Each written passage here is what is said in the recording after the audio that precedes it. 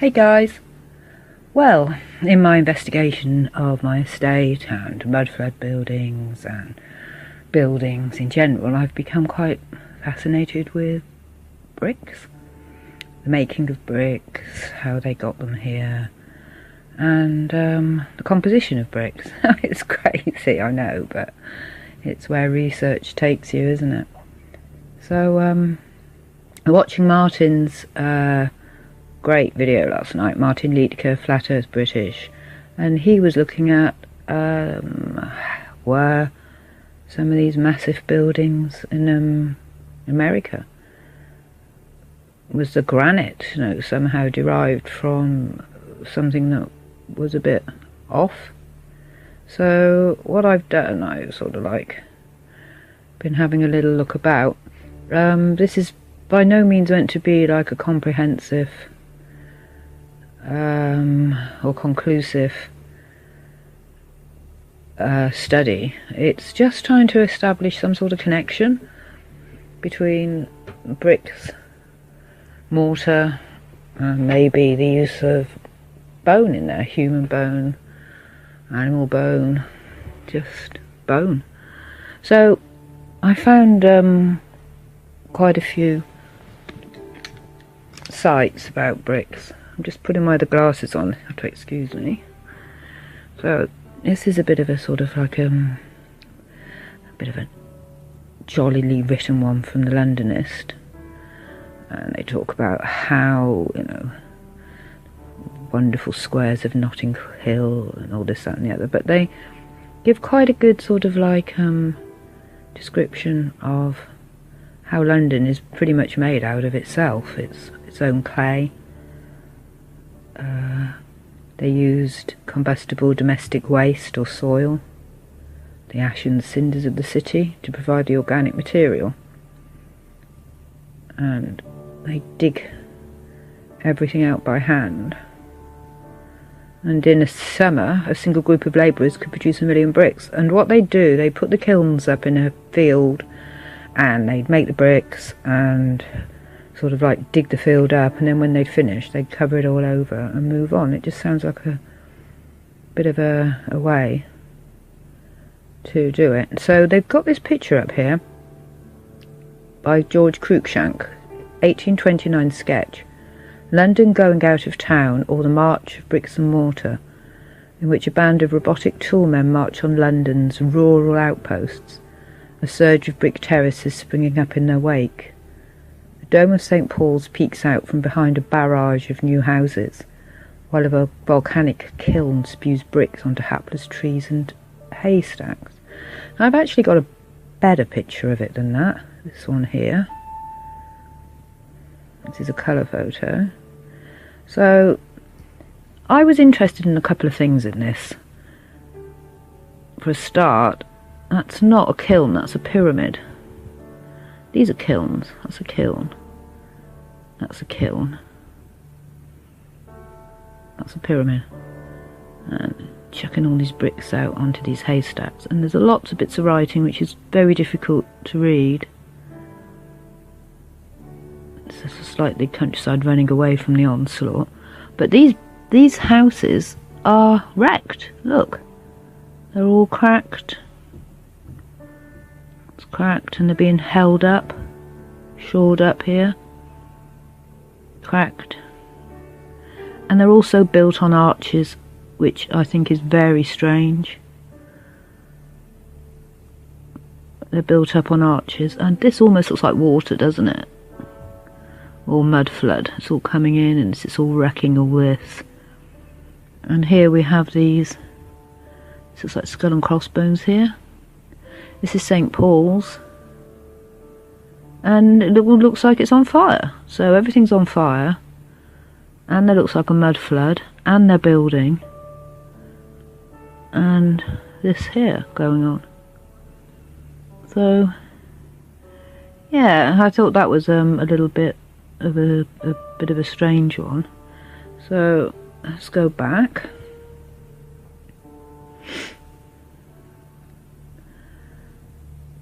That's a kiln, and there's more accounts here of people just sort of generally sort of complaining about how the countryside was being eaten up. And we got this here. This is traditional brickwork. Despite being renowned for its durability, problems in brickwork can be very serious. Blah blah blah. Brick construction in Britain dates from the Roman period. Clay was dug and allowed to weather over winter, or sometimes over several winters, until it had been broken down by frost. I mean, this is the early clay.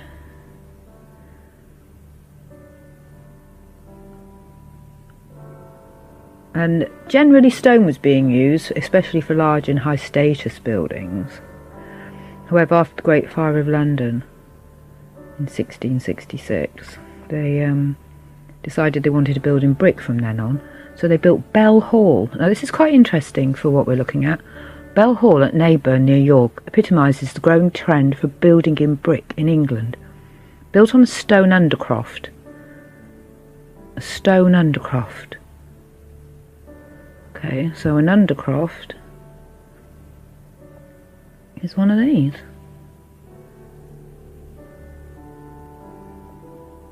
It's traditionally a cellar or a storage room, often brick-lined and vaulted, and used for storage in buildings since medieval times. So, yeah, so one of the first brick buildings was built on a stone undercroft. And then they go back to talk about the different kilns. And I think it's down here, this one, they've got the recipe.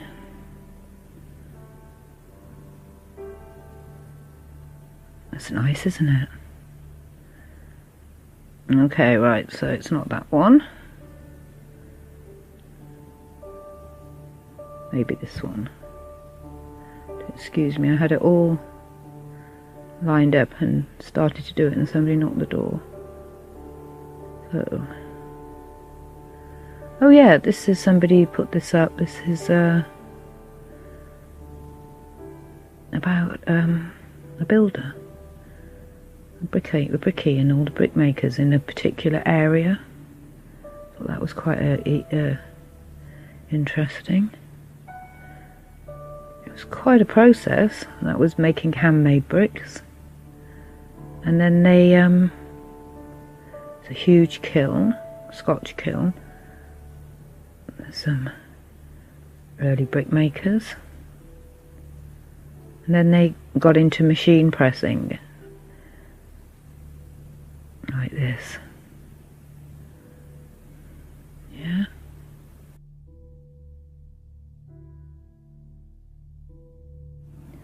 So, here we have the general sort of composition of a brick. So, silica, 55%, alumina, 30%, iron oxide, 8%, magnesium, 5%, lime, 1%, organic matter, 1%. So they don't need a lot of lime in your average brick, do you? Okay. So, silica, clay.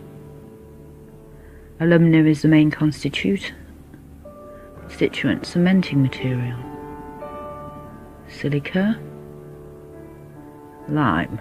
You should contain a little amount of fine powdered lime, as it enables silica to melt at the furnace temperature, and iron oxide, and that's what gives it all the bricks their red colour. Yeah. Too much lime can melt the brick. They got to burn the carbon dioxide off, I think. Okay.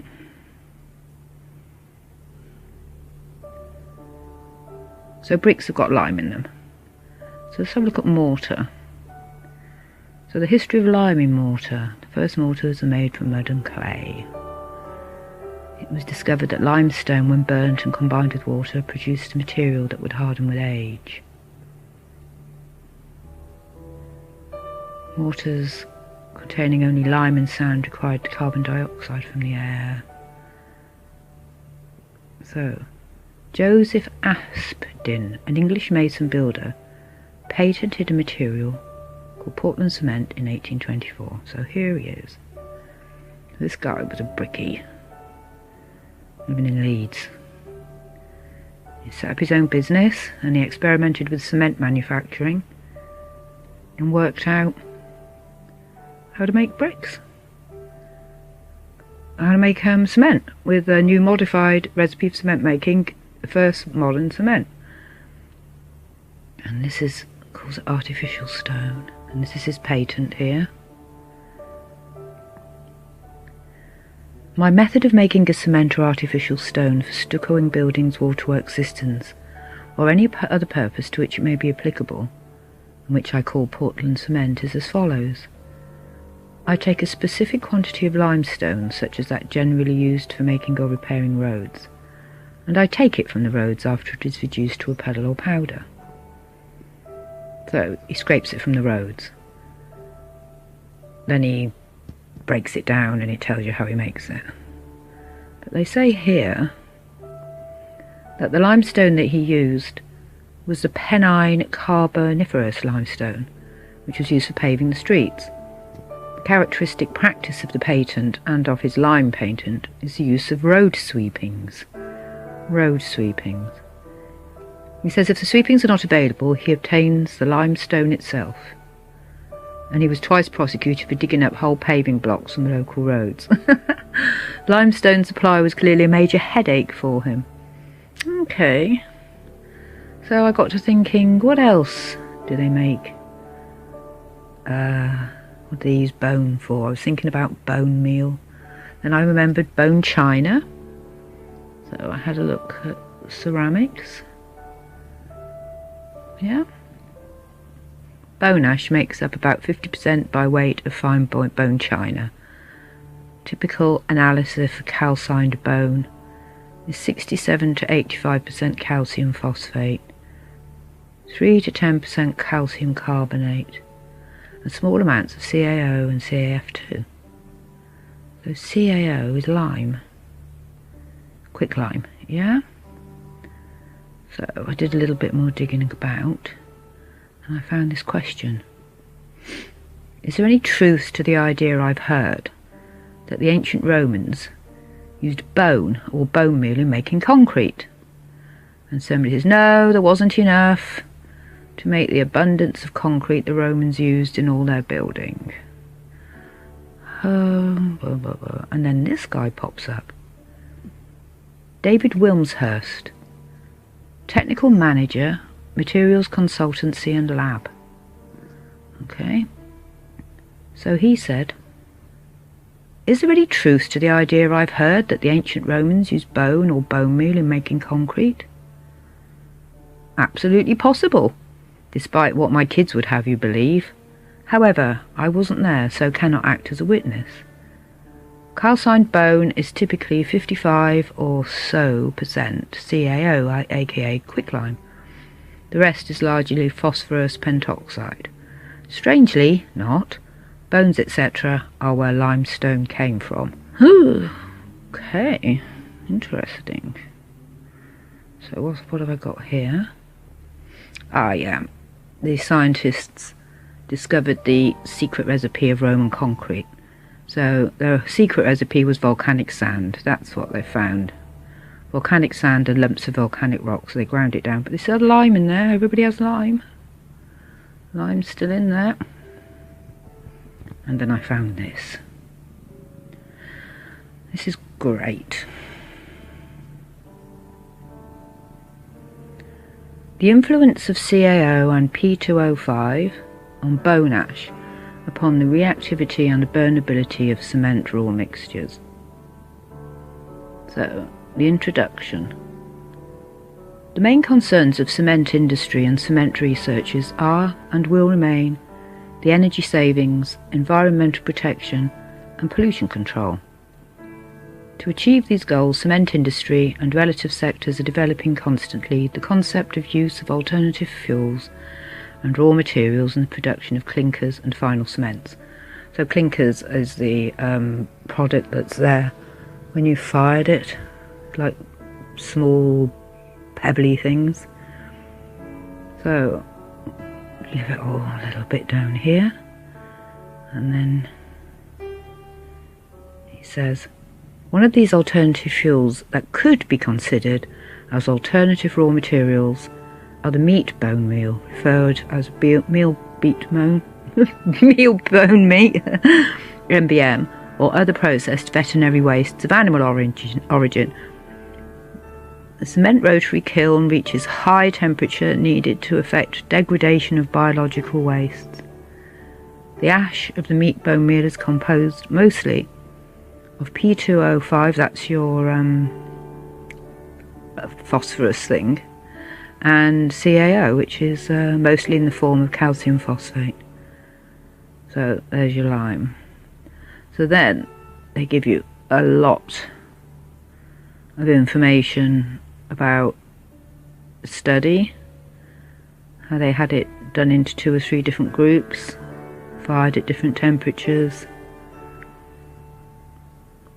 The aim of the present investigation is to show that the bone meal can be utilised not only as alternative fuel but also as a source of alternative material.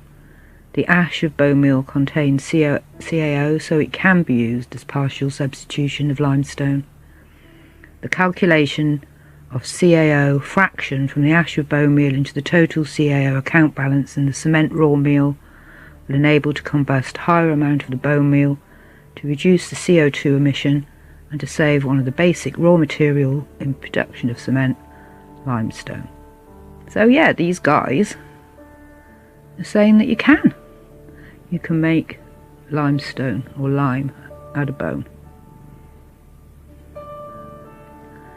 So the Romans, now this is where it really starts to dovetail into what I'm looking at as well. Ancient Roman burial practices.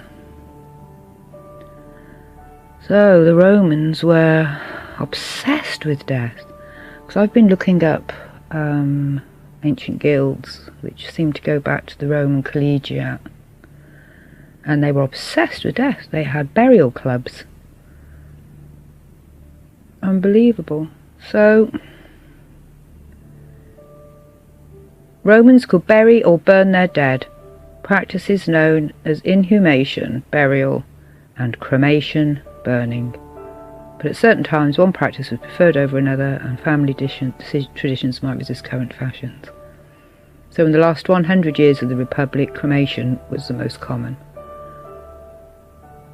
Yeah. So they were burning their dead. They had a terror of death.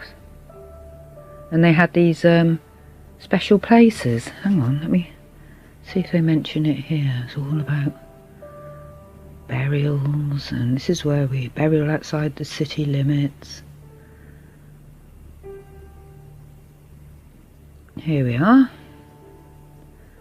So we had Collegia Funeratitia, funeral societies, columbaria, resting places for the ashes of members of the collegia.